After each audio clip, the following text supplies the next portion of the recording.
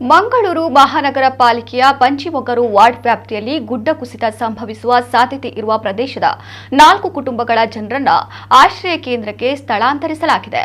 ಪಂಚಿಮೊಗರು ವಿದ್ಯಾನಗರದ ಕುಳಗುಡ್ಡೆಯ ವರ್ಗೀಸ್ ಮತ್ತು ಮೇರಿ, ಗೌರಿ, ಭಾಸ್ಕರ್, ವಾರಿಜ, ಕಿರಣ್, ರಾಧಿಕಾ ಮತ್ತು ಮೋಕ್ಷ, ಶಿವ ನಾಯ್ಕ್, ಲಕ್ಷ್ಮಣ್ ನಾಯಕ್, ರಾಹುಲ್ ಮತ್ತು ಮಂಜುಳಾ ಪಾರುಬಾಯಿ, ಚಂದ್ರ ನಾಯಕ್, ಸಿಲ್ಲಿಬಾಯಿ, ವೆಂಕಟೇಶ ನಾಯ್ಕ್, ಸುಶೀಲಾಬಾಯಿ, ಪುಷ್ಪ ಮತ್ತು ಪ್ರೀತಂ ಎಂಬುವರನ್ನ ಆಶ್ರಯ ಕೇಂದ್ರಕ್ಕೆ ಸ್ಥಳಾಂತರಿಸಿ ಅಲ್ಲಿ ತಾತ್ಕಾಲಿಕ ಆಶ್ರಯ ಕಲ್ಪಿಸಲಾಗಿದೆ.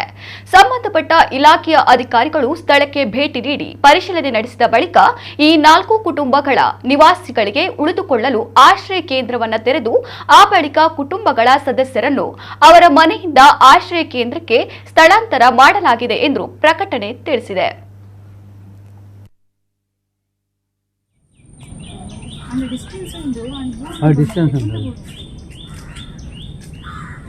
लास्ट टाइम बोर्ड दिखते ना बोर्ड